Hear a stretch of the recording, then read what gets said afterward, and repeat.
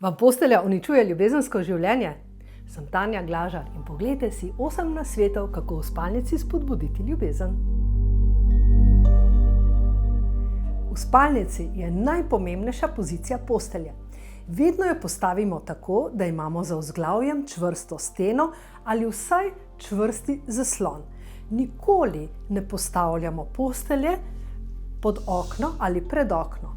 Kajti tukaj je energijski pretok močan, to nam spodbuja močno motnjo v spanju in nenazadnje tudi nesoglasja v odnosih. Druga stvar, ki se jo izogibamo v spalnici, je, da se vrata odpirajo direktno na posteljo. To je enak učinek, kot bi imeli posteljo pod oknom. To je energijska avtocesta in tisti, ki je na postelji, je na predpišnem delu. To pa ni dobro ne za zdravje, ne za odnose. Napako, ki jo še vidim velikokrat v stanovanjih, je, da obesimo na strop, na sredo spalnice, luster. Vsaka taka stvar, ki kaže na posteljo navzdol, kot bi mi kazali s prstom, je tako imenovana strupena puščica. In sčasoma ta energija pusti odtis tudi na naši osebni energiji. Zadeva, ki jo še opažam v spalnicah, so pogosto omarice nad vzglavjem ali pa police. Vse to, kar je nad nami, nad našo glavo, vzbuja pritisk, energijski pritisk na nas. Ne samo, da se bomo morda zbujali z morami ali glavobolom, to je tudi pritisk na odnose. Zato prva stvar, ki je police, omare iznad vzglavja stran.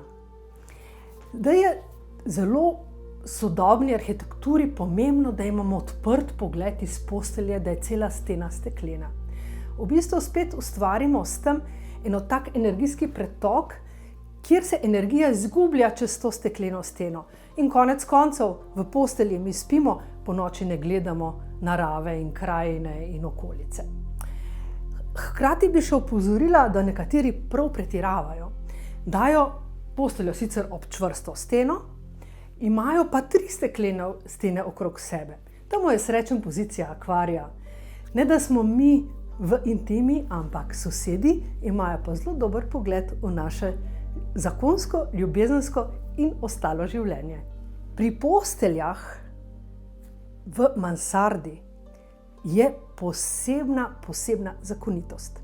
Velikokrat sem opazila zapisano, da mora biti postelja ob ravni steni, če je tukaj mansarda.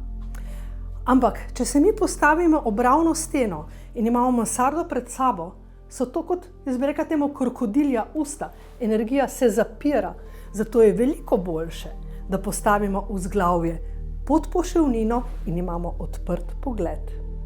V letu 2025 je tu še nekaj koristnih nasvetov za vas. In sicer, če imate spalnico na severu, severozahodu ali severovzhodu, takoj ven.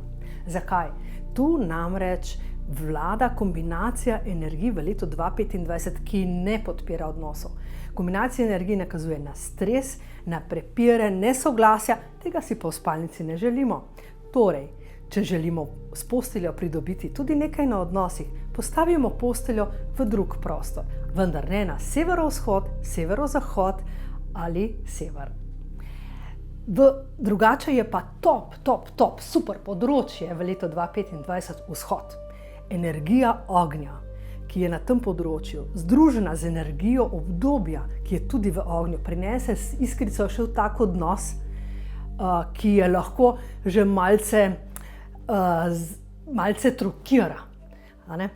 In ogenj na vzhodnem področju ali zgolj, da spimo na vzhodnem področju, da imamo spalnico na vzhodnem področju, spet razname ne zgolj strast, ampak tudi interes in zanimanje za ostale.